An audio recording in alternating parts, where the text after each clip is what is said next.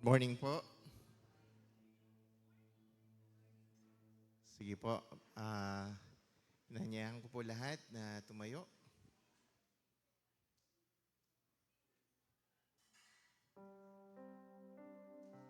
Handa na po natin ang ating mga puso sa ating corporate worship.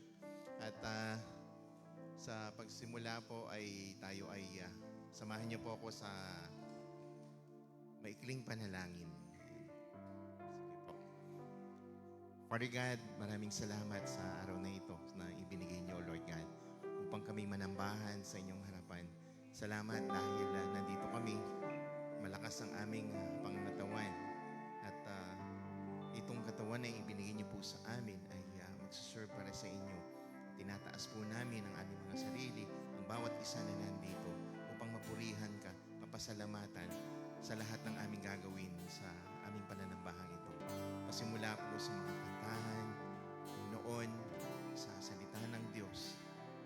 Lord, salamat dahil nandito kami upang hindi lang, it's not just a tradition or a ritual that we are here just to visit the church, but we are here, Lord, to serve you, to worship and praise you, Lord. Lord, gabayan niyo ang aming mga puso sa tamang pag-worship, O Lord God, at pagsamba sa inyo, Lord. At sa oras na ito, O Lord God, nilalalapit ko ang bawat tumatayo sa aming harapan upang pangunahan, Panginoon, sa aming pananambahan.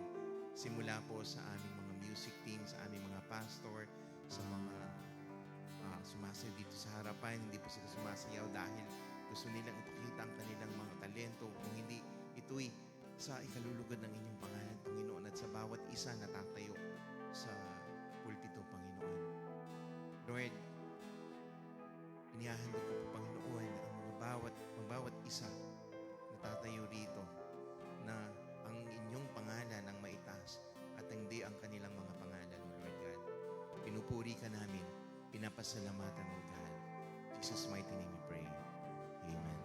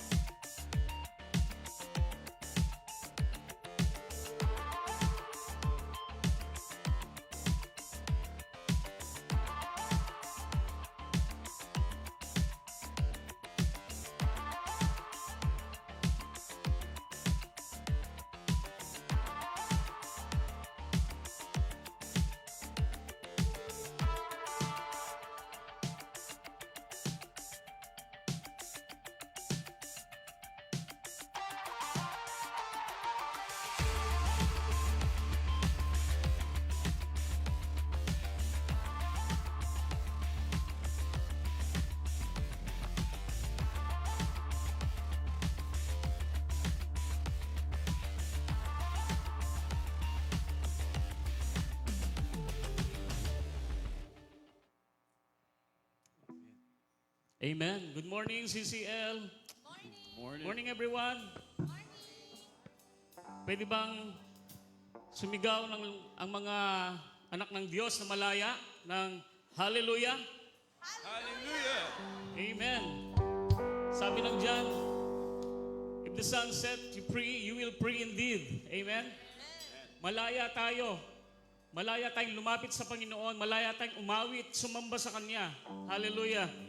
Sabi ng awit, 95 verse 1 and 2, tayo na't lumapit kay Yahweh na Diyos. Siya ay awitan, ang batong oblihan. Atin kang handugan, masayang awitan. Tayo na't lumapit sa Kanyang presensya nang may pasasalamat. Siya ay purihin ng mga awiting may tuwa at galak. Hallelujah. Misan pa, can we give the best clap offering to Jesus? Hallelujah.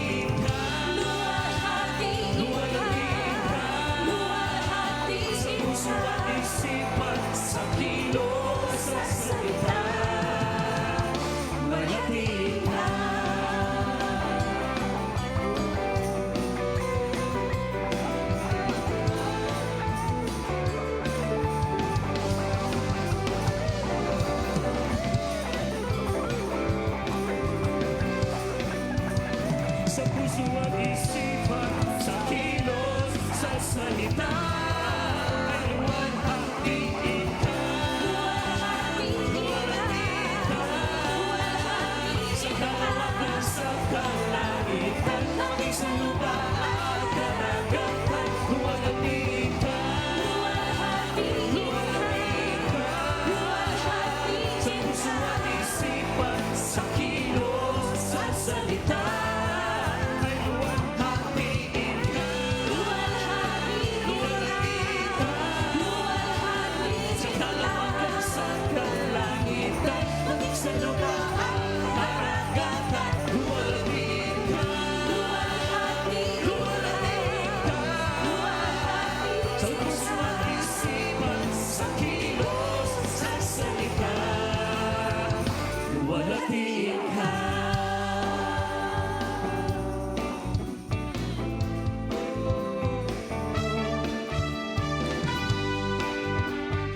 Hallelujah!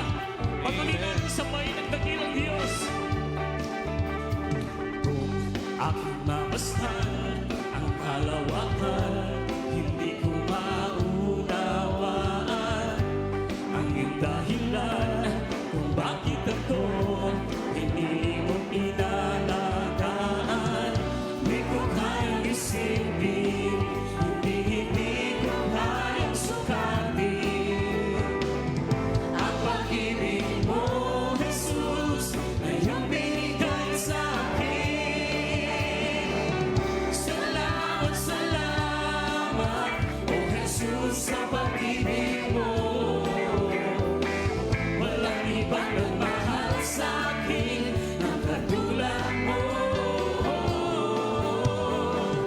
Salamat, salamat, O Jesus, sa pag-ibig mo. Ako'y masasaya sa piling mo.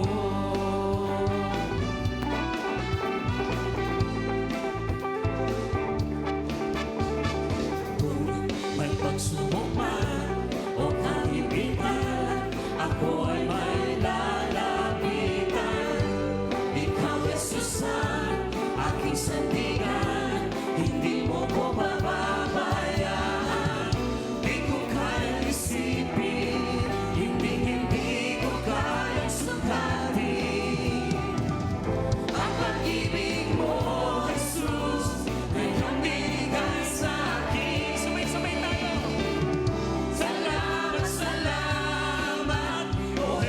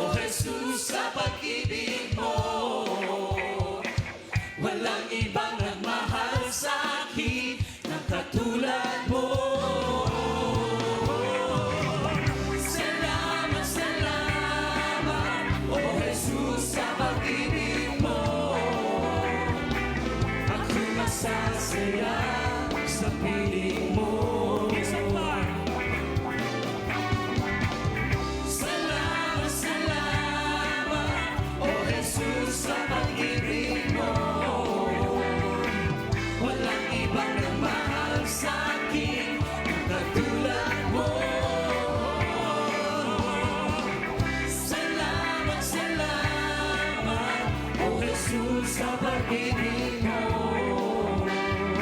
ako'y magsasaya sa piling mo. Ako'y magsasaya sa piling mo. Ako'y magsasaya sa piling mo.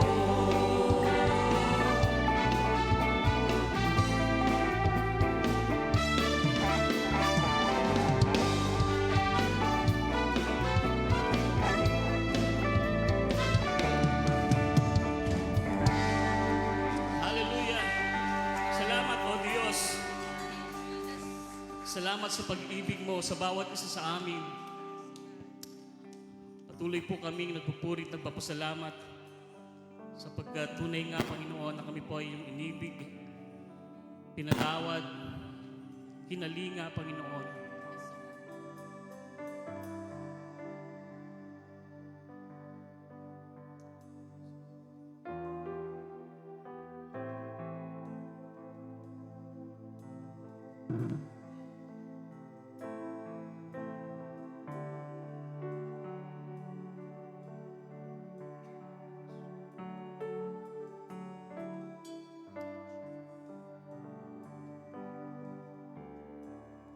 Sa iyong kagandahan,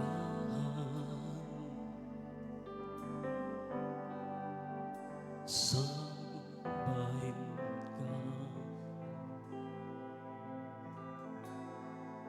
Sa iyong kabutihan,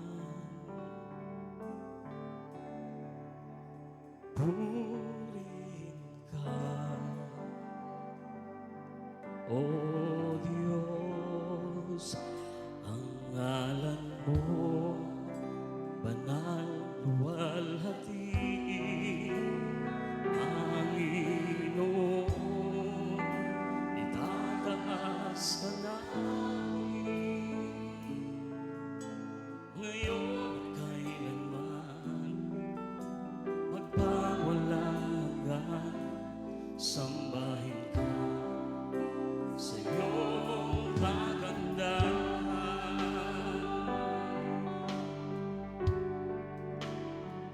sa iyong kagandahan,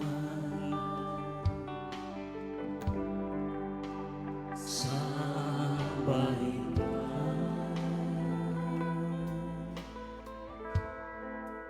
Sa iyong kabutihan, purihin ka.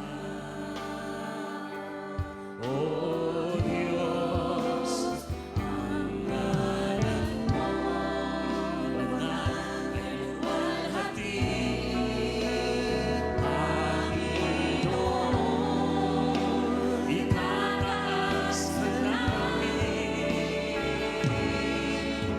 ngayon at kailanman, magpawalang hanggan, sambahin ka. Sa iyong kagandahan,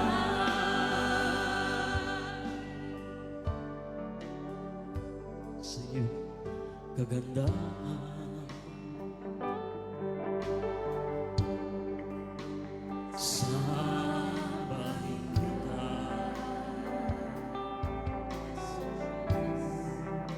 Sa iyong kabutihan, purihin ka. O Diyos, ang ngalan mo, banal ay luwalhati, Panginoon, itataas ka namin, ngayon at kailanman, magpawalang hanggan, sambahin ka. Sa iyong kagandahan, ang ngalan mo, banal ay luwalhati, Panginoon,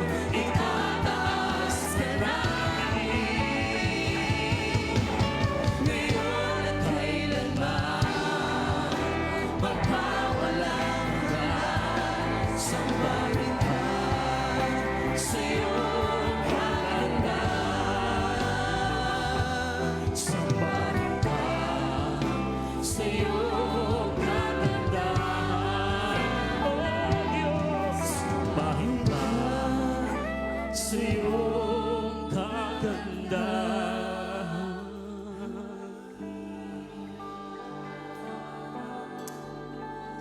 Sabahin ka, Diyos.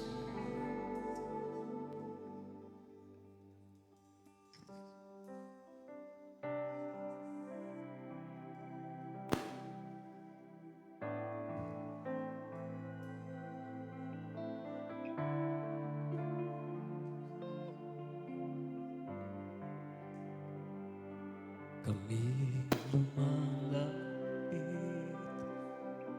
sumasamba, nagpupuri sa iyo, Ama.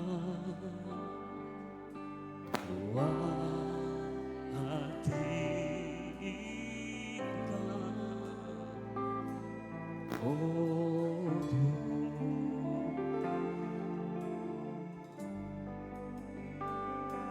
kami lumalapit, sumasamba, nagpupuri sa iyo,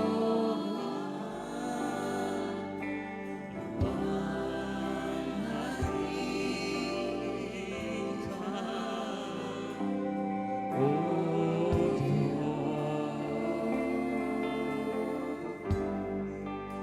luwalhatiin ka.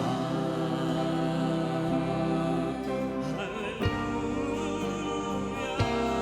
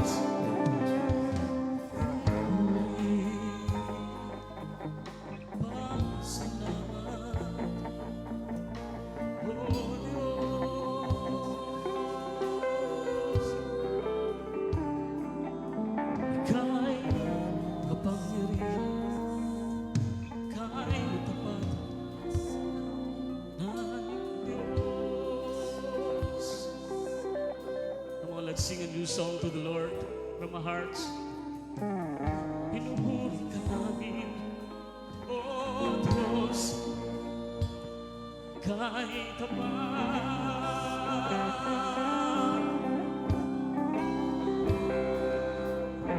Dakila ka man, kay banal, banal.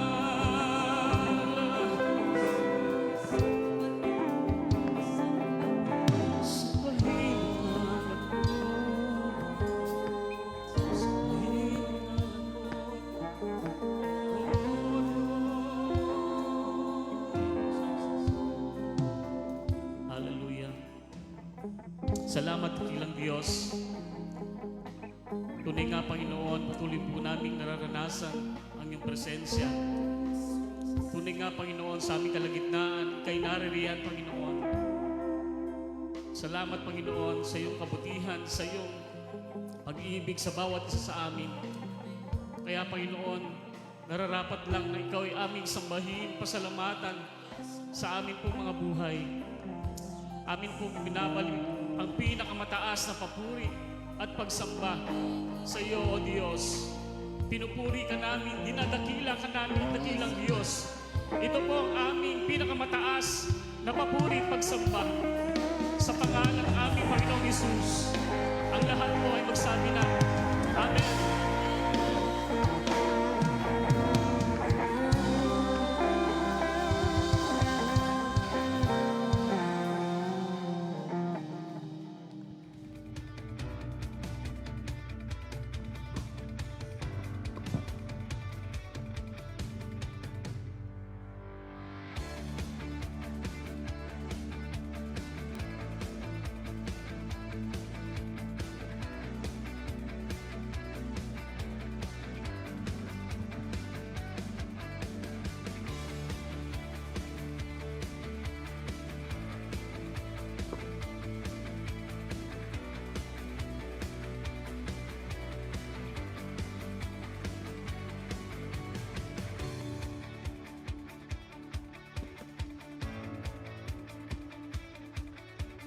Amen po.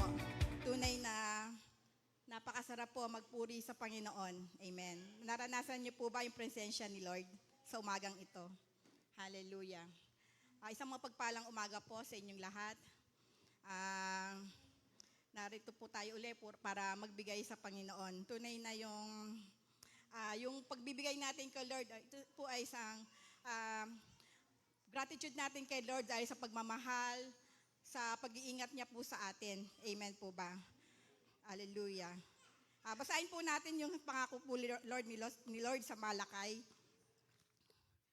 Sabi po sa Malakias 3:10, dalhin ninyo ng buong buo ang inyong ikasampung bahagi sa tahanan ng Diyos upang matugunan ang pangangailangan sa aking tahanan. Subukin ninyo ako sa bagay na ito. Kung hindi ko buksan ang mga bintana ng langit at ibuhos sa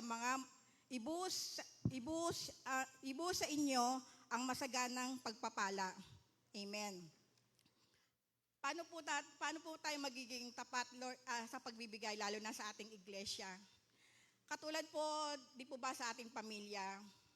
Kung itinuturing po natin na tahanan po natin yung iglesia na to, dapat po, Lord, dapat tayo maging kabahagi tayo. Sa isang tahanan, di po ba, may mga pangangailangan po, may bayaran ng kuryente, mga tubig, tapos nandun po yung ating mga magulang, mga kapatid. Di po ba yung mga magkakapatid, nagtutulong-tulong po sila na magbigay upang mabayaran po lahat ng bills. Katulad din po dito sa ating iglesia, ina-encourage ko po ang lahat na magbigay po tayo ng 10%. Katulad po ng pangako ni Lord, di po ba sinabi niya na ibigay po natin yung ikasampung bahagi. Kasi nandun po yung pangako niya na pagpapalain niya po tayo lahat. Amen po. Si Lord po, pinagpapala niya po yung mga nagbibigay ng may kagalakan sa ating puso. Hindi po tumitingin si Lord sa halaga, tinitingnan niya po yung puso po natin sa pagbibigay. Amen po. Sa amin pong pamilya, nung nagkasakit po yung tatay ko, siguro po mga 2 beses po siyang na-hospital. Bilang isang pamilya, di po ba nag-share kayo sa mga bayarin sa ospital. Tunay na pag tayo po ay nagtatapat kay Lord, ipoprovide niya po yon. Katulad sa aming pamilya, salamat sa Panginoon dahil napakahirap po ng may sakit. Napakahirap po, lalo na pag wala naman po kayo talagang pera, saan nyo kukunin? Pero salamat dahil may Diyos tayo na buhay, may Diyos tayo na pinagtitiwalaan, na kaya niyang i-provide kahit milyon pa yan. Nakapag-loan po siguro kami ng mga 900,000. 3 kami magkakapatid, nag-share po kami. Nag-loan lang po ako sa credit card. Pag na-hospital po yung tatay ko, credit card lang po yung ginagamit ko. Pero salamat sa Panginoon dahil sinusustain po niya. Namamangha po kasi paano ko nababayaran yung mga ganon. Kasi po, bilang sa pagtatapat kay Lord, pinatunayan niya na buhay siya, makapangyarihan siya, at wala po tayong ibang aasahan kundi siya. Salamat po sa Panginoon sa mga panahon na gano'n na lahat po tayo nakakaranas po ng financial na pangangailangan sa pamilya. Kaya sabi ko nga, sa September, tapos na po namin bayaran yun, 900,000 po yung nautang namin. Pero salamat sa Panginoon, sa kabutihan niya. Kahit credit card po yan, nasisettled po lahat yan. At si Lord po talaga nang nagpo-provide. Sabi ko nga, yung promise ni Lord sa buhay ko, bagamat sabi ko nga, hindi po masama yung mangutang. Ang masama po yung hindi po kayo magbayad ng utang. Amen po. Sa mga pangangailangan po natin, huwag po tayong lumapit sa Bombay. Pag-pray po natin, ano man po yung pangangailangan natin. Kasi nga po yung katagumpayan, yung promotion po lagi nanggagaling kay Lord. Yung pong malusog po tayo, mababait po yung mga anak natin, meron tayong mababait na asawa, isa pong pagpapala yon. Kahit po simpleng buhay lang, okay na rin po yon. Huwag po tayong maghangad ng mga material na bagay. Maghangad po tayo ng isang payapa, tahimik, masayang pamilya. Yun po ay sa tulong at biyaya po ng Panginoon. Kaya nga po, nagpapasalamat po ako sa ating iglesia. Ito po ay aking tahanan din po. Ang mga kapatiran ay aking mga kapatid, kuya. Nakasama ko sa journey ko sa mga panahon na mahirap, pinagpipray ka. Sa panahon na masaya ka, masagana ka, nandun nakagalakan. Kaya nabibless po ako sa Christ-centered life. Nakita ko po yung kamay ng Panginoon, yung pag-ibig ni Lord sa mga kapatid po na nagtatapat, yung mga business nila binibless, mga anak nila pinagpapala hanggang sa kaapu-apuhan. Salamat din kay Pastor na walang sawa na nanalangin sa kanyang mga mga kanyang kapatiran, Lord. Hallelujah. Kaya nga po, isang opportunity, sabi ko nga po, medyo pagtatayo po dito talagang nakakakaba. Pero sabi ko nga, nais kong ibigay ang pasasalamat sa Panginoon kasi sobra-sobra po talaga yung favor. Simula na nagbigay ako kay Lord, nag-tithes ako. Hindi niya po kami pinagkulang. Bagamat sinasabi ko, wala po akong ipon kasi nga nagbabayad. Pero salamat sa Panginoon, yung monthly dues ko, talagang isinisettle yun ni Lord. Tapos panibago na naman, sabi ko, ang biyaya ni Lord ay sapat, monthly, wala man akong savings. Ang importante, yung promise ni Lord sa akin, nababayaran niya lahat ang aking loan sa isang pagpapala na po. Tunay na magpasalamat po tayo sa iglesia, sa mga kapatid na laging nananalangin. Hindi po tayo nag-iisa sa journey natin. Kaya, sina-challenge ko po na magtapat po kayo kay Lord. Subukan niyo po si Lord.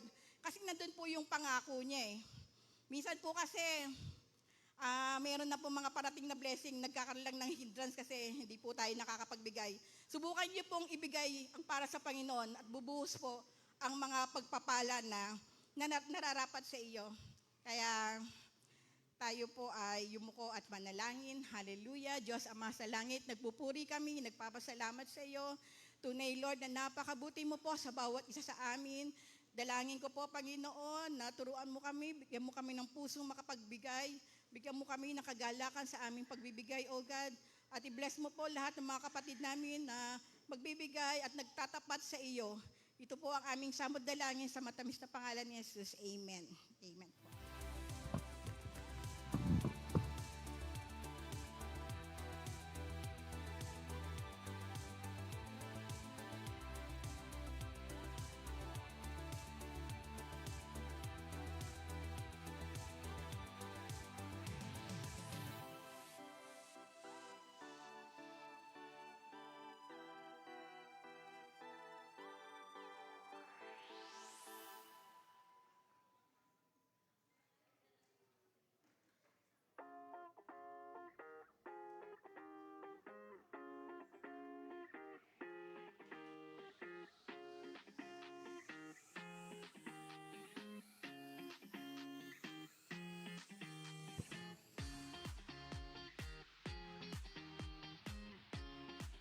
Magandang umaga po sa bawat isa at just a few announcements. No? Meron po ba tayong first time to join us here? Mari pong itaas ang kanang paa. Wala. At announcement po, we have our upcoming events this July. Dalawa po ito. First is on July 5. So next Saturday na po ito, ang worship night na pinamagatang Costly Worship. At ang ating guest speaker po dito ay si Sister Sandy Estavillo. Ito po ay July 5, 3 p.m. next Saturday. And of course, every year, no, we are celebrating Thanksgiving anniversary on July 20, 38 year na po natin. At ito po ay pinamagatang natin na the surpassing worth of knowing Christ. We also have a guest speaker to grace us during that day. So July 20 po ito, same schedule po ng ating service, 9 a.m. And after po ng service natin mamaya, we have our membership class and life group. So kung maaari po magstay for a few minutes so we can share our learnings or kung anong may mga questions din po, no? We can discuss that in our small groups.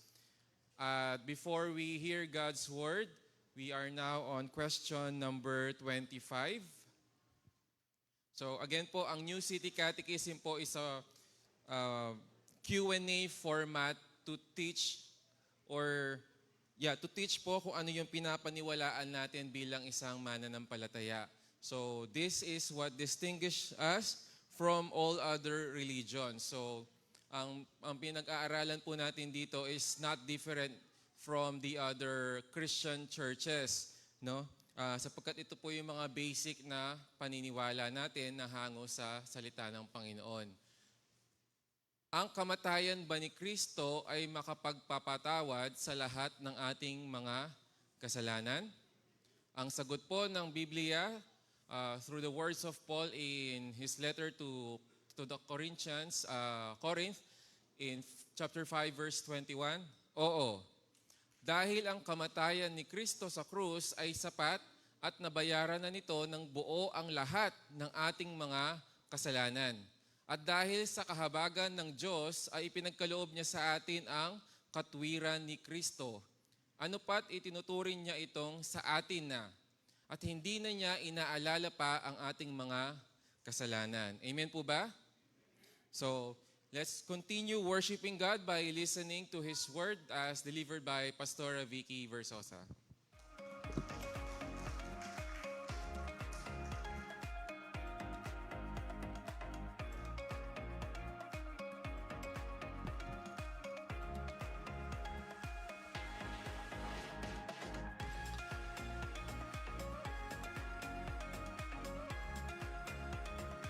Magandang umaga po sa bawat isa.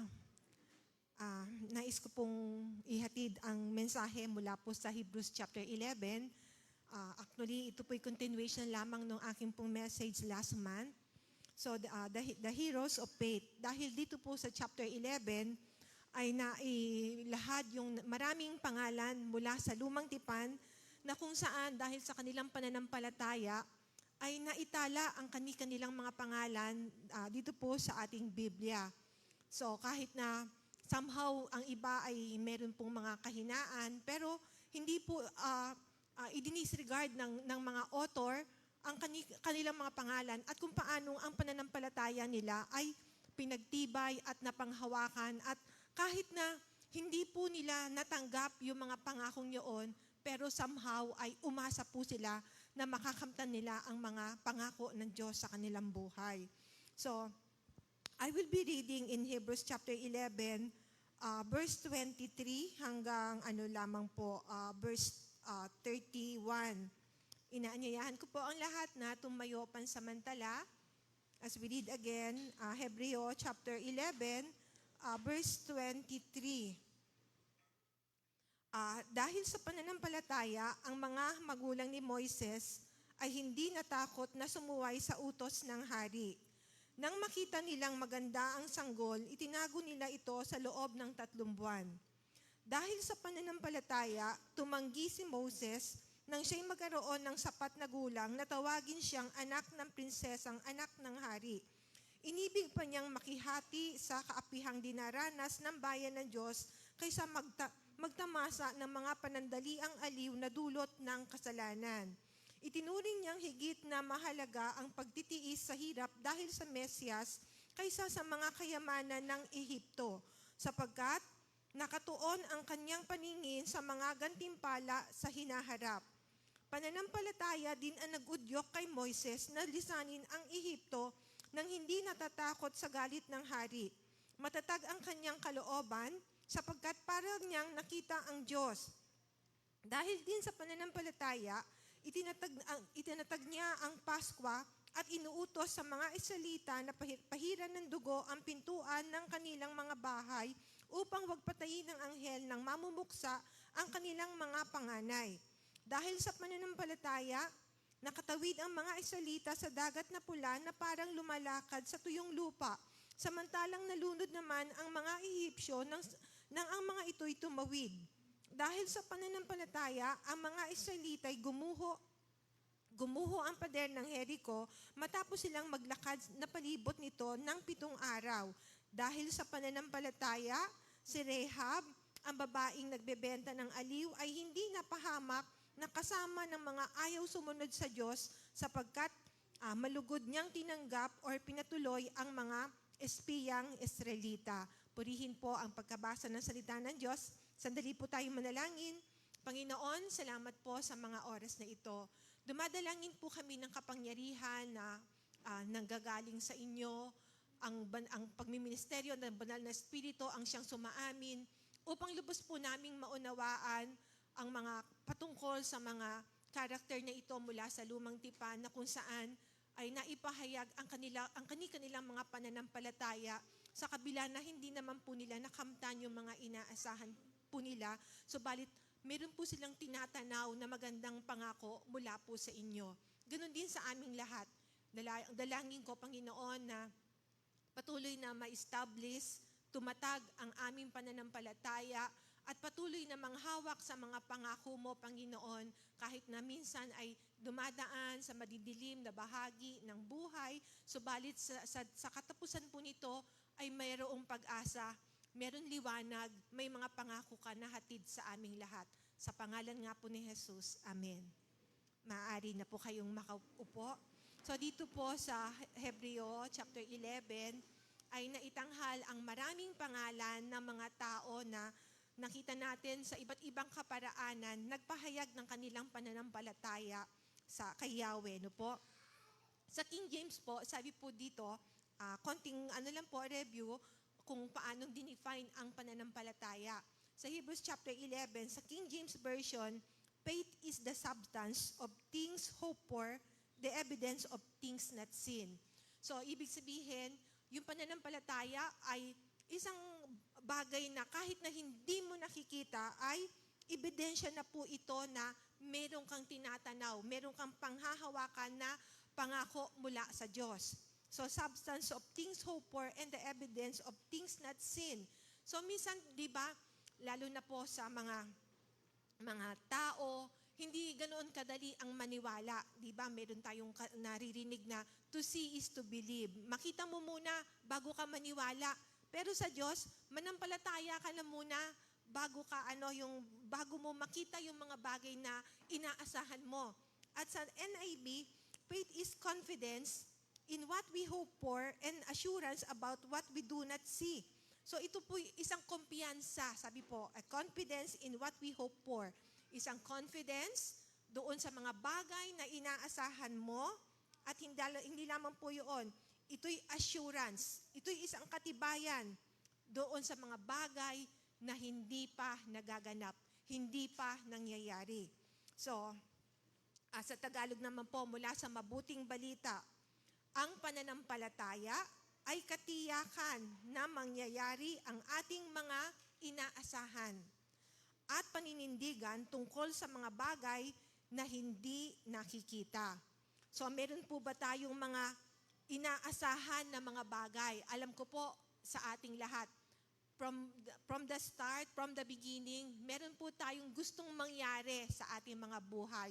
Meron po tayong mga itinakda na magaganap sa buhay natin. At sabi po doon, ang pananampalataya ay katiyakan na mangyayari ang mga bagay na inaasahan at paninindigan tungkol sa mga bagay na hindi nakikita. So, hindi pa man din natin nakikita yung mga bagay na yoon. Salamat dahil may katiyakan, dahil merong kalakip na pananampalataya, kung kaya't ang mga bagay na ito ay mangyayari. It will come to pass. Naniniwala po ba kayo doon? So, salamat dahil ito po yung salita ng Diyos. Merong katiyakan, meron pong substance, though hindi natin nakikita. And somehow, parang minsan yung hope natin ay pinanghihinaan tayo ng pag-asa, pero kapit lang tayo, hawak lang tayo sa Diyos, patuloy lang tayo kasi alam naman natin at the end kung ano ang mga pangako niya. Sa pagpapatuloy po mula po doon sa Hebrews chapter 11, verse 23, the faith of Moses. Actually, sa umpisa, ito po'y pananampalataya ng kanyang mga magulang. So, ang kanyang tatay ay si Amram at ang nanay naman po niya ay si Jochebed. At dito po ay pinahayag yung faith recognition. So, ang pinaka-background po nito, mula po sa gawa, ito po ay sa Book of Acts, chapter 7, 17 to 20. So, nais ko lang pong basahin ng mabilis mula po sa gawa, chapter 7, verse 17 to 20. Nang sumapit ang panahon para tuparin ng Diyos ang kanyang pangako kay Abraham, maraming na ang mga Israelita. Maraming na ang mga Israelita sa Ehipto. Verse 18, sa panahong iyon, hindi nakilala ng hari ng Ehipto si Jose. Dinaya at pinahirapan ng hari ang ating mga ninuno at sa pilitan niyang ipinatapon ang kanilang mga sanggol upang mamatay. Noong ipinanganak si Moses, isang batang kinalulugdan ng Diyos, 3 buwan siyang inalagaan sa kanilang tahanan. So yun po, no? Acts 7:17 to 20. So dito po, nung panahon pong ito, sabi po doon, meron pong mag-asawa mula po sa 3 tribes ng mga Levita. Alam naman natin si Moses at si Aaron, ay lalo na po si Aaron, ay nagsiserve po siya bilang high priest. So ibig lang sabihin, sila ay mula po sa mga tribo ng mga Levites, yung mga naglilingkod sa ating Diyos. At dito po, nung panahong yun, sabi po, inalala ng Diyos yung kanyang mga pangako sa mga Israelites, though mahabang panahon na ito, more than 400 years na. Actually, to be exact, ay 430 years. So medyo matagal-tagal na, no po. At nung mga panahon na yon, dahil probably nagsulputan na yung iba't ibang mga hari, iba't ibang mga nanunungkulan sa pamahalaan, kaya biglang dumating isang nanunungkulan sa pamahalaan na wala na siyang kaalam-alam tungkol kay Jose. Hindi na po niya alam kung ano ang ginawa ni Jose para sa kanilang bansa. Nakalimutan na ito, and most probably wala ito sa kanilang history, kaya nakalimutan na niya ang lahat ng ito. At nung panahong ito, dahil napakarami na po ng mga Israelites, At mas marami pa ang mga Israelites kumpara sa mga Egyptians, kung kaya't labis na natakot po yung Pero, iniisip niya na kung magkaroon ng digmaan, ang mga Israelites ay kakampi sa kanilang mga kaaway at sila ay matatalo.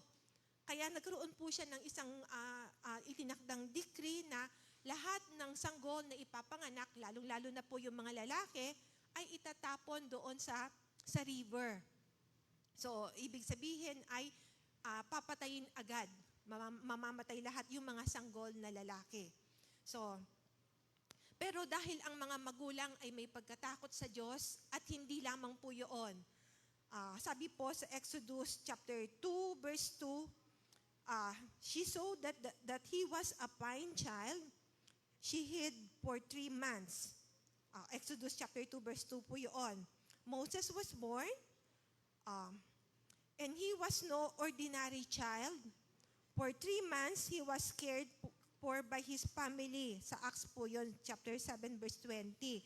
So nakita po ng mga magulang na napakaganda ng sanggol. Hindi siya ordinaryong sanggol na katulad siguro ng marami.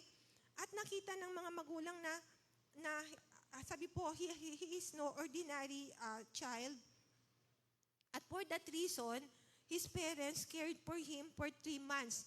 Pero probably dahil sa higpit po nung batas na ibinigay ng Pero, kung kaya't after 3 months ay wala na silang pwedeng gawin pa, kundi maaaring sumunod na lamang o gagawa sila ng paraan upang ang sanggol ay mailigtas. Okay, so Amram and Jochebed paid recognition. So dahil po sa kanilang pananampalataya, kung kaya't ang sanggol po ay naligtas. May magandang kaparaanan ang Diyos at kahit na mga hindi mananampalataya ay maaari po niyang gamitin. At dito ay matutunghayan natin na meron po siyang ginamit upang ang sanggol ay mabuhay at ang plano ng Diyos ay mapangyari sa kanya. Pangalawa, Moses. Faith's declaration. So yun po ay sa Hebrews chapter 11, verse 24 to 26. At meron din po tayong mga ilan references po dito sa Exodus chapter 2, verse 11 to 20, and then Acts chapter 7, verse 20, and hanggang 34. So si Moses po, dahil nung panahon na yon na lumaki na po siya sa pangangalaga po, actually ng kanyang nanay pa rin eh. Di ho ba kung naalala nyo yung story ni Moses, inilagay siya sa isang basket at hinayaan na tumungo doon sa isang river na kung saan ay doon naman naliligo yung anak ng Pero. So sabi po nung kanyang eldest sister na si Miriam, nung nakita niya nakita na ito nung prinsesa, gusto niyo po ba na ikukuha ko kayo na mag-aalaga sa kanya? So makita natin yung plano, talagang detalye yung plano, napakaganda. At makikita rin natin yung approval pa rin ng Diyos doon sa mga planong ito na pinapangyari niya ang lahat ng ito. So, Moses' faith declaration.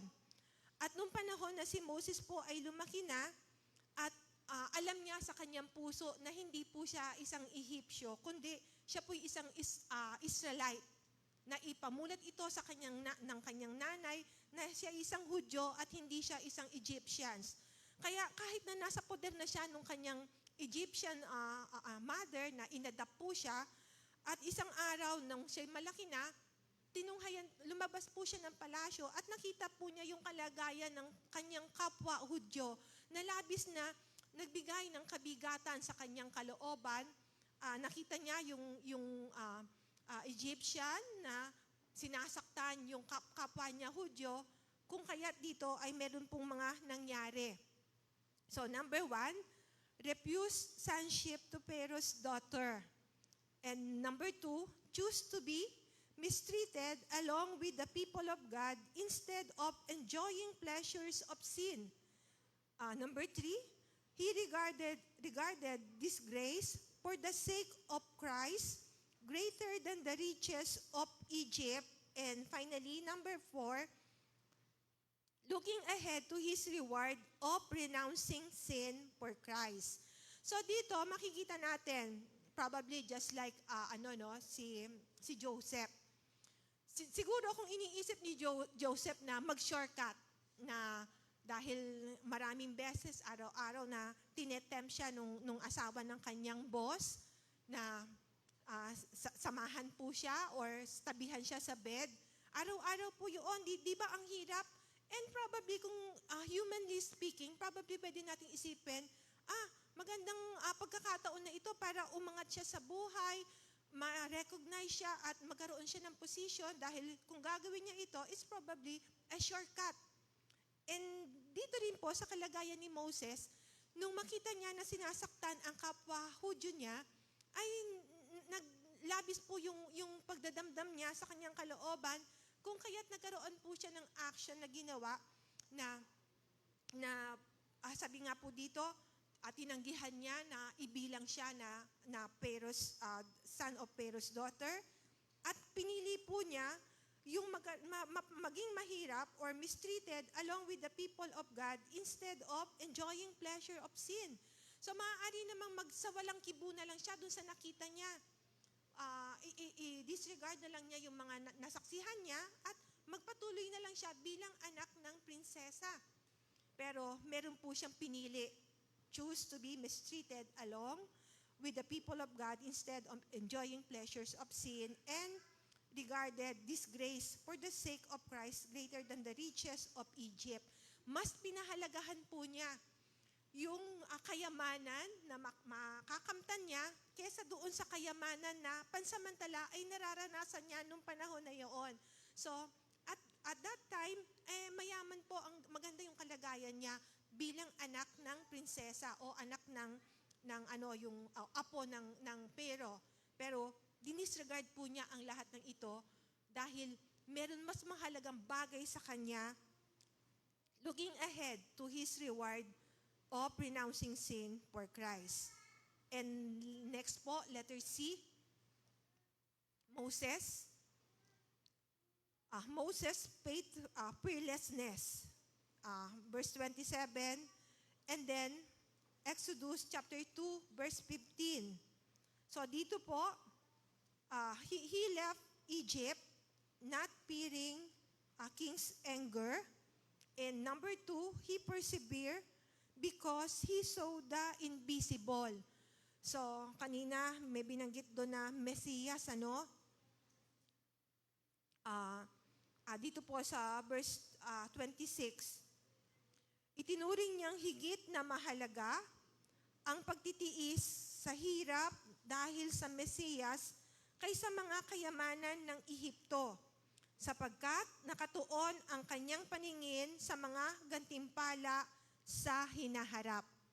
So, kahit na magiging mahirap para sa kanya yung kanyang kalagayan na iyon na walang takot na hinarap niya yung marahil judgment na ipapataw sa kanya kasi nung nalaman na nung Pero, yung pagpatay na ginawa niya, ay nais po siyang balikan ng Pero. Nais siyang gantihan at patayin din.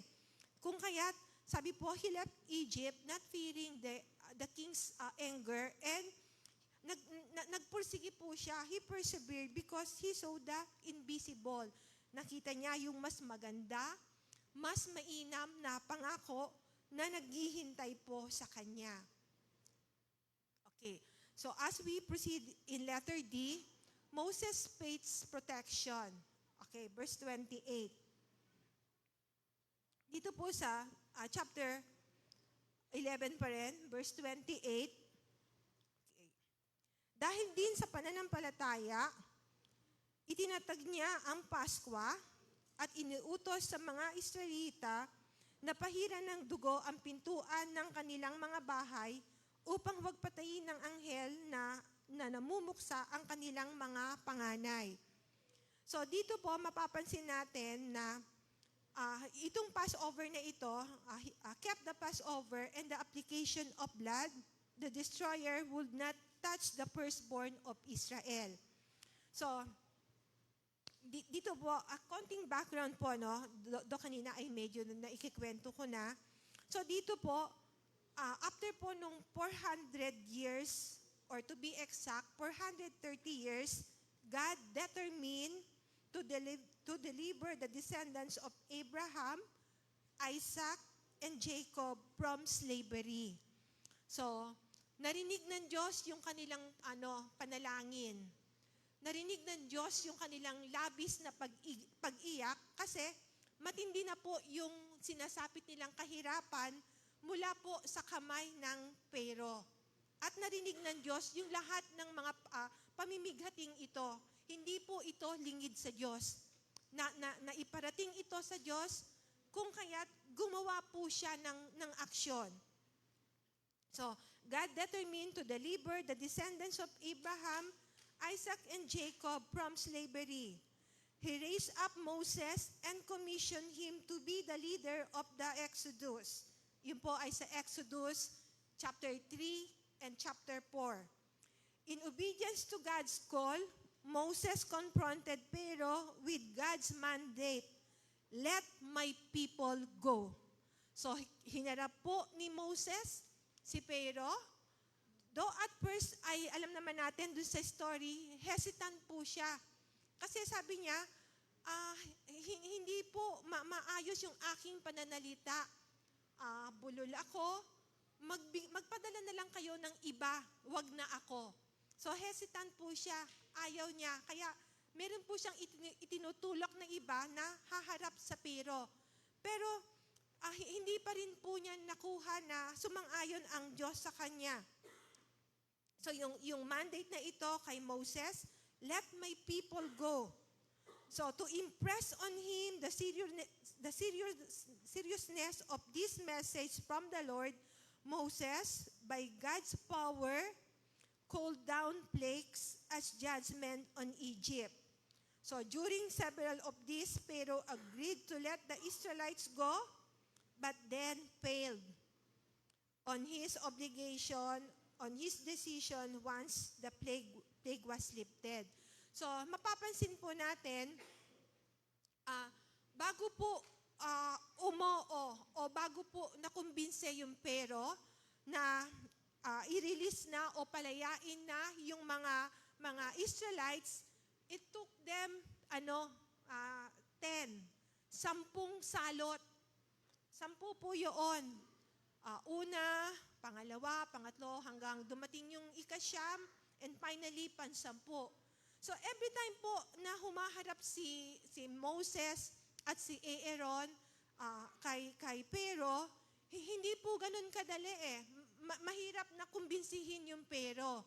Nung unang pagkakataon na kinaharap po nila ito, doon sa mandate po na mula kay Yahweh na "Let my people go," sabi ng Pero, sino ba si Yahweh? Hindi ko naman siya kilala. Bakit ko kayo pabayaan na umalis, pumunta sa disyerto at maghahandog kay Yahweh nung pagsamba at maghahandog sa kanya ng mga hain? At alam po ninyo, actually doon pa lang sa first encounter nilang yun, binalikan agad ni Pero yung mga slaves. Mas lalo po silang pinahirapan. Dati, sa paggawa po nila ng mga bricks, pinoprovide na po yung mga straw, yung mga raw materials para makapag-produce po sila ng bricks.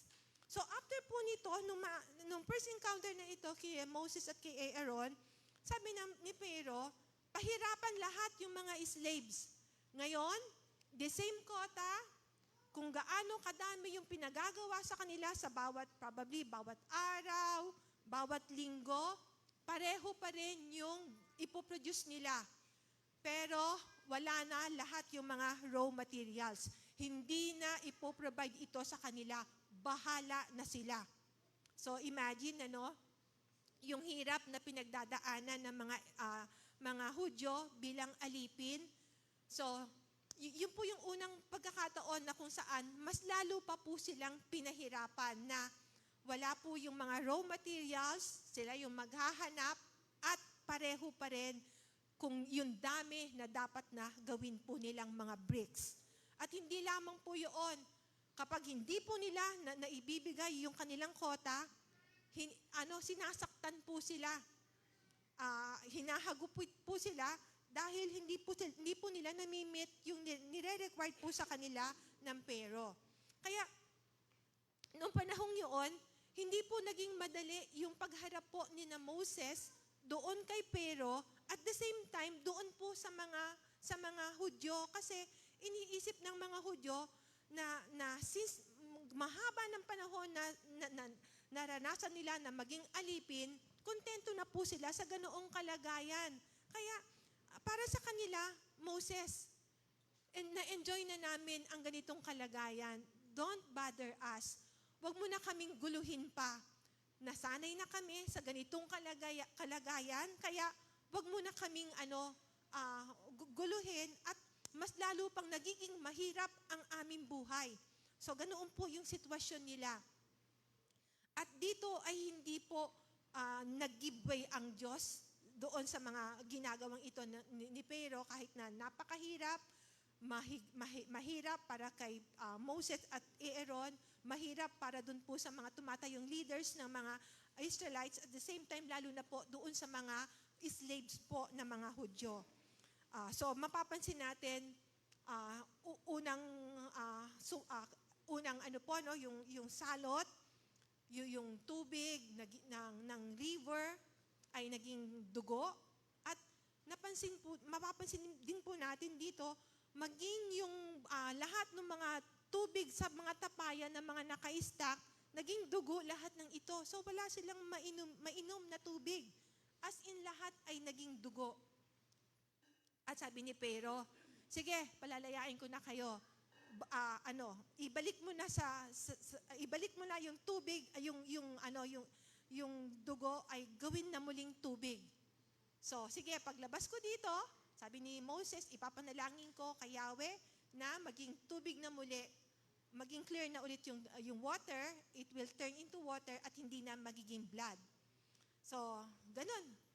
Laging ganun. Until such time, tinatawag ni Pero yung kanyang mga magician, ginagaya din kung ano po yung parang ginagawa ni Moses. Yung palaka, tapos yung ibang mga sumpa, mga curses na dumating, ay nagaya po nila. Kaya lang, hindi po nila mapaalis. Dumarating po yung mga sobrang sumpa, yung mga grasshopper, yung palaka, yung niknik, at marami pang mga nangyari po sa kanila na nagagaya, pero hindi naman na itataboy ng mga magician ni Pero. Until such time, sabi ni Pero, sige, ibalik mo na sa dati kasi nahihirapan na kami. Sobra na kaming pinapahirapan ng mga salot na ito, ng mga pesting ito. Ipanalangin mo ulit kay Yahweh na tanggalin na ito at palalayain ko na kayo. So, hanggang umabot po ng, sabi ko nga, 1, 2, 3, 4, 5, 6, 7, 8, and finally, dumating sa ika-10, doon, sabi ng Diyos sa kanila, ngayon, hindi niya pwedeng palayain kayo. Okay. So, during several of these, Pero agreed to let the Israelites go, but then failed to fulfill an obligation on his decision once the plague was lifted. So, ganun lagi.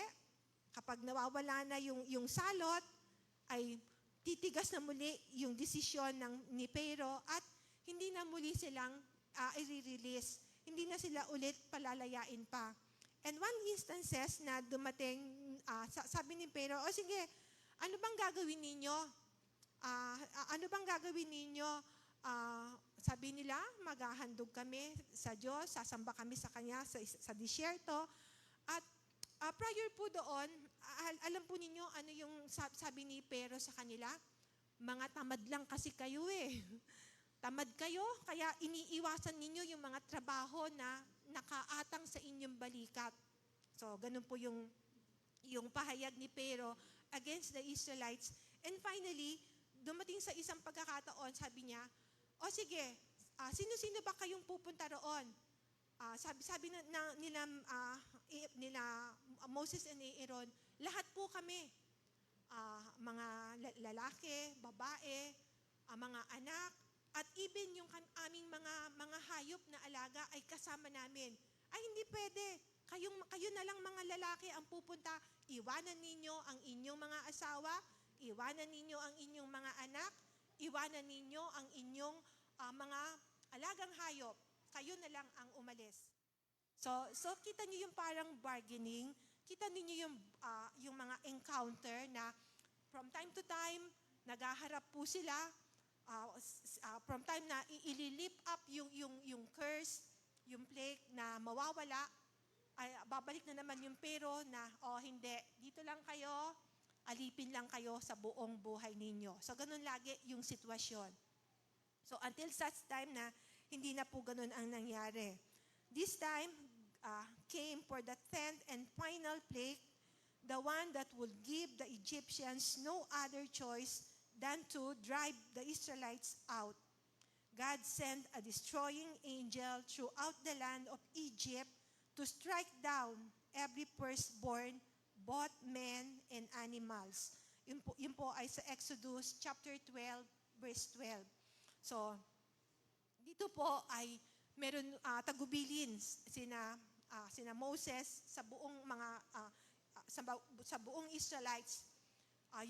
Meron pong paghahandog na gagawin. So God commanded the sign of the blood, not because He couldn't otherwise distinguish the Israelites from the Egyptians, but because He wanted them to teach His people the importance of obedience and of blood redemption, thus preparing for the Lamb of God who will take away the sin of the world. Yun po ay sa John chapter 1, verse 29. So, ang maganda po dito, alam po ninyo, kung babalikan po ninyo yung story sa Book of Exodus, doon po sa mga sampung salot na ito, kapansin-pansin yung buong Egypt, nararanasan po nila yung salot. Maliban po doon sa lugar ng Goshen, ito pong Goshen, dito po naninirahan yung mga Hudyo. Lahat po, the entire Egypt ay sila yung talagang, yung salot, yung plague ay talagang nararanasan po nila. Samantalang itong Goshen, na kung saan nandun naninirahan yung mga Israelites, ay enjoy lang nila yung presence ng Lord sa kabila na mahirap, mabigat ang trabaho, pero hindi sila affected nung sumpa. Hindi po sila naapektuhan ng mga sumpang ito. At sabi po doon,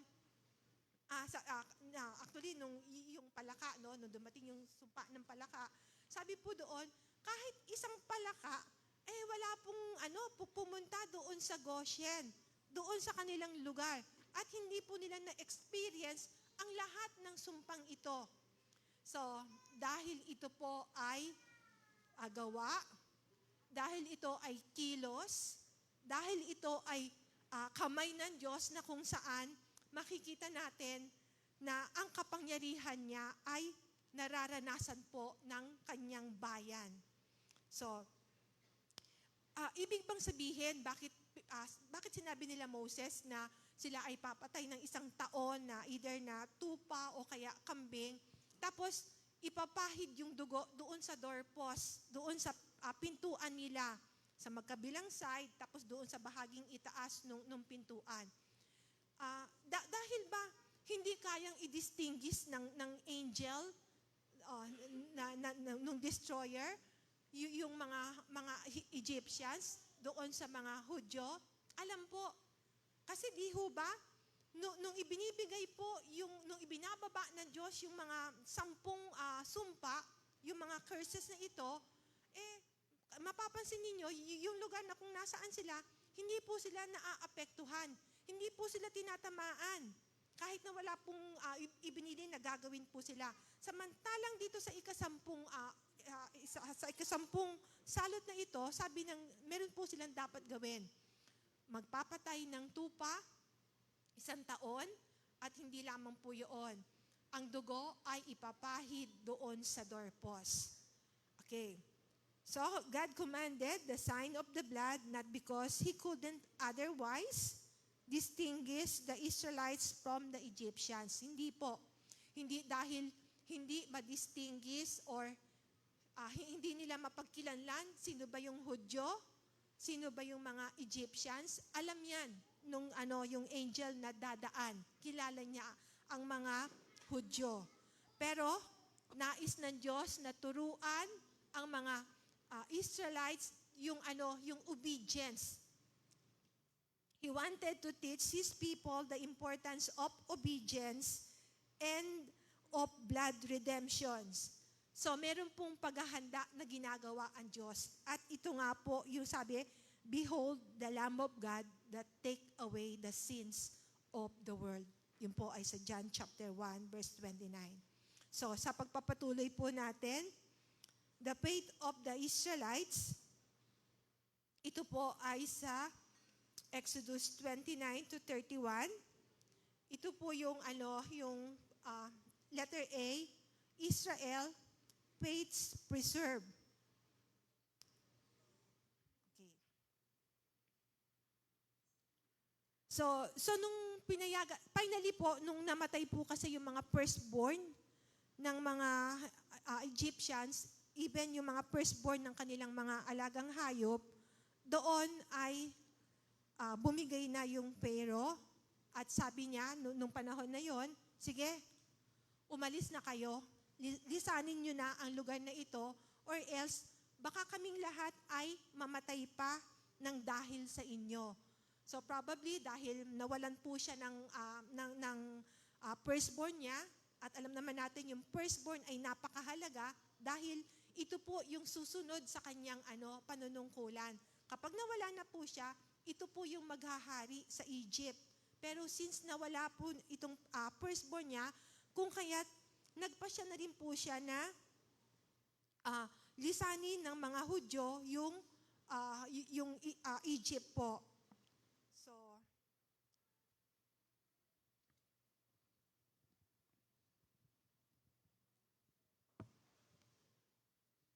okay. So then the angel of God, who has been traveling in front of Israel's army, withdrew and went behind them. The pillar of cloud also moved from in front and stand behind them. Okay. Coming between the armies of Egypt and Israel throughout the night, the cloud brought darkness to the one side and light to the other side. So neither went near the other all night long. So Israel faith preserved. So the people passed through the Red Sea as on dry land. So dito po, nung sila ay pinahintulutan na ng Pharaoh at lahat ng kanyang mga tauhan na umalis na ng Egypt at tumungo na sa disyerto upang magkaroon ng paghahandog doon, at nung siguro probably ilang araw ang lumipas, dito ay nag-isip na naman yung Pharaoh. Parang napag-isip-isip niya, ano itong ginawa ko? Na pinayagan ko yung mga Israelites na umalis, wala na kaming alipin, wala nang maglilingkod sa amin, wala nang magsiserve sa amin. So, immediately he come up to a decision na habulin yung mga Jews.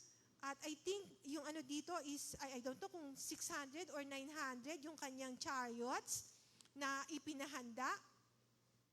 Itong mga chariots na ito ay hindi po yung mga chariots na parang tatakbo ng napakabagal, kundi ang pagkakadescribe po dito ay talagang yung great po ito, yung talagang panggera,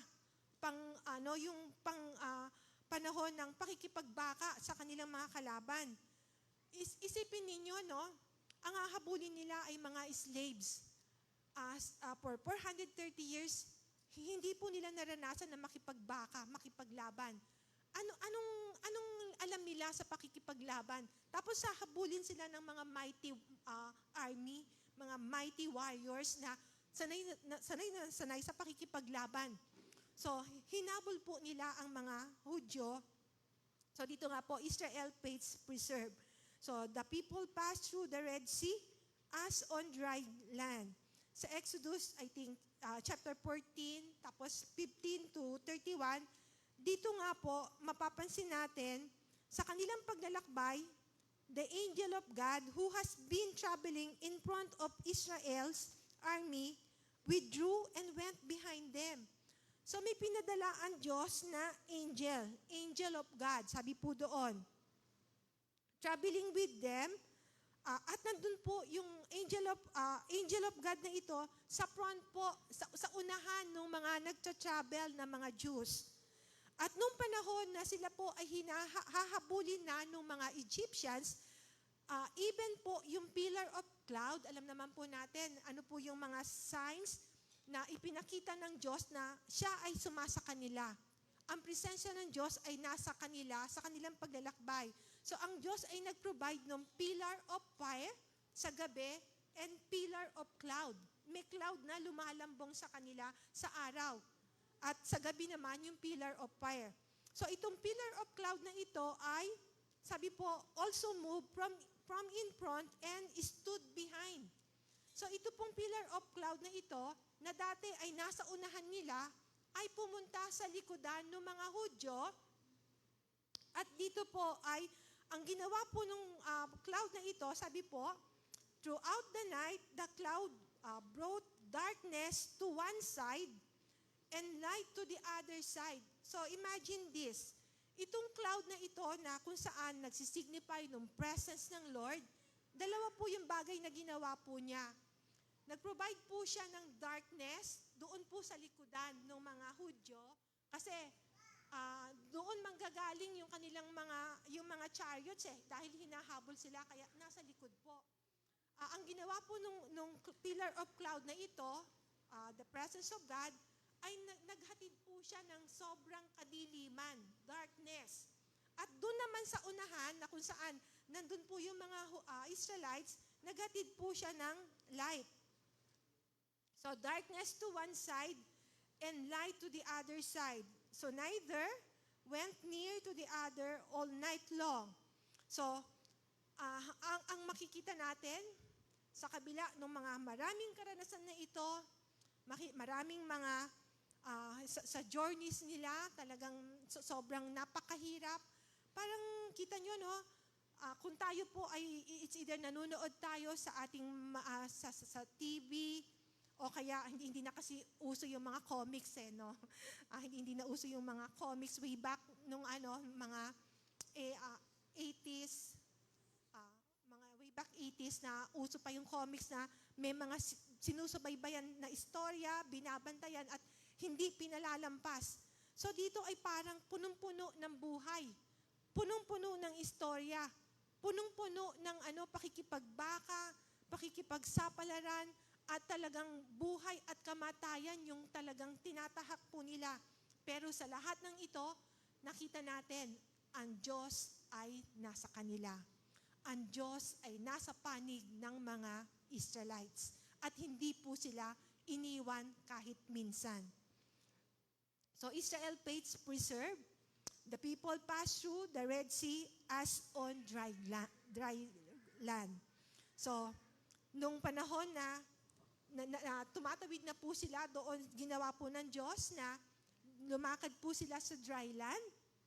At habang sila'y tumatawid, at ito yung parating na mga chariots, mga mandirigma na mga Egyptians, probably ay ang takot ay talagang nasa kanila. Pero sabi nga po dun sa Exodus chapter 14 na yung cloud of yung pillar po ito ng pillar of cloud na kung saan dalawa yung inihatid niya, darkness and light. At dito po sa likuran, naghatid ng kaguluhan doon sa mga Egyptians. At noong panahon na sila po'y tatawid na, pinahintulutan ng Diyos na yung kanilang mga chariots ay lumubog doon sa parang mud at nahirapan po silang tumakbo. And finally, nung sila po ay nakarating na sa kabilang panig, binalik na ng Diyos muli yung alon, yung malakas na tubig upang lahat po ng mga Egyptians ay malunod po sila. So, ito po'y pagpapakita, ang Diyos ay makapangyarihan at patuloy na gumagawa ng himala ng mga miracles sa buhay po ng mga Hudyo. And as we proceed in Joshua, faith's bold conquering. Verse 30 po ng Hebrews chapter 11. The wall of Jericho fell after the people had marched around for 7 days. So ang reference po natin dito ay Joshua chapter 5 verse 13 to 15. Simulan ko po sa verse 13. Hindi ko na po babasahin yung buong verse ng 13. Ito po ay si Joshua. He looked up and saw a man standing in front of him with a drawn sword in his hand. Nakakita po siya ng isang lalaki na may hawak pong tabak sa kanyang kamay. And verse 14, but as commander of the army of the Lord, I have now come. Then Joshua fell face down to the ground in reverence. So nagpatira pa po si Josue at sumamba. Katulad din po nung pangyayari kay Moses, kung atin pong maalala, nung makita po niya yung burning bush, yung isang maliit na puno, nagliliyab. Tapos ilang minuto na, hindi siya natutupok. Di ho ba, ang kahoy, kapag matagal na, matutupok na yan eh. Unti-unti, mawawala yung apoy, at yung abo, o kaya yung uling. So, katulad din po dun sa pangyayari sa Exodus chapter 3 verse 5. Sabi po, take off your sandals, for the place where you are standing is holy. This is exactly what the Lord God told Moses at the burning bush encounter. So, yung nagpakita kay Joshua ay isang commander of the army of the Lord. Okay. So Joshua then encounter a pre-incarnate appearance of Jesus Christ. The fact that Jesus identifies himself as the commander of the Lord's army teaches Joshua who is really in charge. So nung ma-encounter ito ni Joshua, na-realize ni Joshua, sino ang totoong in charge doon sa pakikipagbakang ito? Joshua may be the human commander of Israel, but the true leader is the commander who stand before with drawn sword. At maging sa Joshua chapter 6 verse 2, sinabi ni Yahweh kay Josue, pakinggan mo ito, ibinigay ko na sa iyong mga kamay ang Jericho upang sakupin ito at gapiin ang kanyang hari at magigiting na kawal. So, ibinigay na po ng Diyos ang pagkapanalo, yung victory against the enemy or against Jericho doon po sa kamay ni Joshua. So, again, Joshua realized that yung preeminence ng ating Panginoong Jesus, yung kanyang appearance, the fact that Jesus identified himself as the commander of the Lord's army, this Joshua who is really in charge. Okay, so Joshua may be the human commander of Israel, but the true leader is the commander who stands before with a drawn sword. Walang iba kundi ang ating Panginoon na even in the Old Testament ay may yung eminence, meron na siyang appearance, meron na siyang pagpapakita. And finally, letter C, si Rahab. Rahab, faith's deliverer. Verse 31. Dito po sa Joshua chapter 2, verse 12 to 20, tapos Joshua pa rin, chapter 6, verse 25, she welcomed the spies, was not killed with those who were disobedient. Okay. Balikan ko lang po sandali yung Joshua chapter 2. Verse 8 to 14. Okay. Bago natulog ang mga espiya, umakyat si Rahab sa bubong at sinabi sa kanila, alam kong ibinigay na sa inyo ni Yahweh ang lupaing ito at ang mga taga rito'y takot na takot sa inyo. Sa English po ay sabi po doon, we are melting in fear. Nakakita na kayo nung natutunaw dahil sa sobrang takot. Okay, so sabi niya, takot na takot sa inyo. Nabalitaan namin kung paanong pinatuyo ni Yahweh ang dagat na pula. Nang kayo'y tumawid galing sa Ehipto, nalaman din namin na pinatay ninyo sina Sihon at Og, mga hari ng mga Amoreo sa silangan ng Jordan at nilipol ang kanilang mga hukbo. Kinilabutan kami nang marinig ang mga balitang iyon. Natakot kaming humarap sa inyo sapagkat si Yahweh na inyong Diyos ay Diyos ng langit at lupa. Okay, so doon po, mapapansin natin, nakiusap po si Rahab dahil sa kanyang act of kindness na iniligtas yung dalawang spies. Dito naman ay pinakiusapan niya yung mga spies na ito. Pagdating ng panahon na ibinigay na ng Diyos sa inyong kamay ang Jericho, alalahanin niyo naman kami, iligtas mo naman ang aking buong sambahayan. So, dito po yung pagpapahayag ni Rahab na nakita po nung dalawang spies na talagang yung tagumpay ay ibinigay na ng Diyos sa kamay ni Joshua. Kaya nung mag-report po yung dalawang spies na ito, sa Joshua chapter 2 verse 24, they said to Joshua, the Lord has surely given the whole land into our hands. All the people are melting in fear because of us. So sabi po ng dalawang spies na ito kay Joshua, ang buong Jericho ay ibinigay na ng Diyos sa ating mga kamay sapagkat yung mga tao doon ay sobra ang takot nila sa atin. Okay. And then in Joshua chapter 6 verse 25, but Joshua spared Rahab, the prostitute, with her family and all who belonged to her, because she hid the men Joshua has sent as spies to Jericho. So, pansamantala ay dito po ako hihinto muli. Nakita ho natin yung mga pananampalataya ng mga lingkod ng Diyos mula po sa patriarchs, sa unang bahagi po, dun sa last time na naibahagi ko po, mga patriarchs mula kay Abraham, Isaac and Jacob, maging sina Joseph.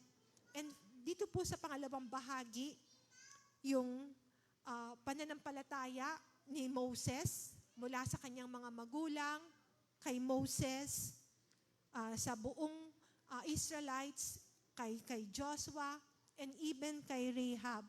Imagine si Rahab, na kung titignan natin, sabi, ang description sa kanya, Rahab, the prostitute. So, di ba, kapag napilinggan natin ay parang, ay nako, para mamamangha pa rin tayo doon sa pakikitungo ng Diyos sa mga tao na He is no respecter of person. Wala siyang itinatangi. Kahit na makasalanan, kahit na mga pabago-bago ng isip, ay nagbibigay siya ng yung patience niya ay napakasagana at nais niya na ang kaligtasan ay ihatid sa bawat isa. So, as we close this morning, and I think we will have our DG. Pastor, wala po yung Gideon, hindi po dumating. Wala, okay. So, as we close in prayer, let us bow our head. Panginoon, nagpapasalamat po kami sa umagang ito. Salamat dakilang Diyos dahil napakabuti niyo po. You have heard the prayer and the cry of the Israelites. After 400 years, Panginoon, na sila ay naging alipin, Hindi po lingid sa iyong kaalaman ang kanilang pagdaing, mga hinagpis, mga mabibigat na karanasan na pinagdadaanan po nila. Kung kaya't sila, Panginoon, ay tumawag sa inyo.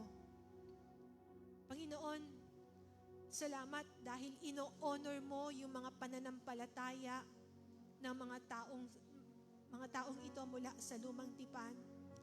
In-honor mo po ang kanilang mga pananampalataya. The same with us, Lord. We do know that you honor our faith confession. You do honor our faith declaration, Panginoon.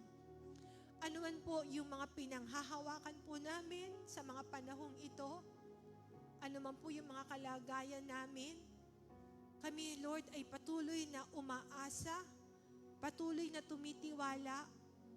Ikaw ay Diyos na makapangyarihan. Ikaw Diyos na hindi nagbabago noon, ngayon, at magpakailanman. Just like the Old Testament characters, Lord, though hindi nila naranasan yung mga pinanghawakan nila sa kabila ng mga labis na mga hirap, subalit umasa pa rin po sila, Panginoon.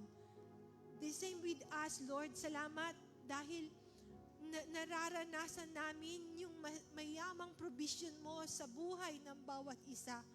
Nararanasan namin ang presensya mo, Panginoon, sa aming mga buhay.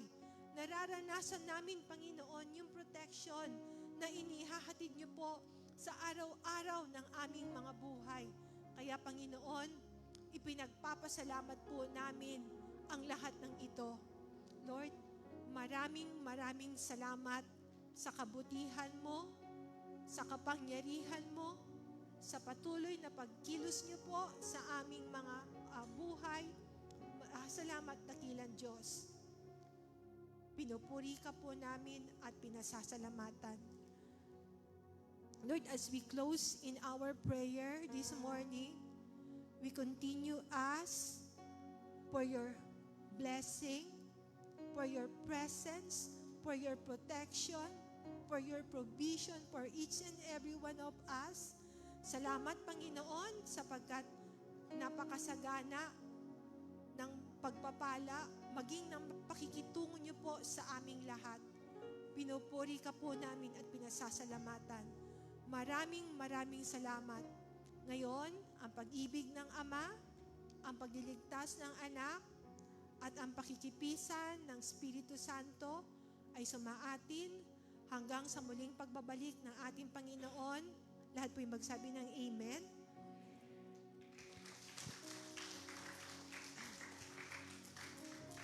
Before we proceed to our discipleship group, kahit na hindi po dumating yung Gideon, we will give our second offering. So probably baka next Sunday po ay doon po sila dumating. Magbibigay po tayo ng second offering po natin since madami rin po tayong mga kapatid na nangailangan ng assistance, mga na-hospital, other ay kinakailangan ng operation, at iba pang mga kalagayan na pinagdaanan po nila. So, we ask for a generous heart na tayo po ay makapagbibigay muli sa umagang ito. Magandang umaga sa bawat isa.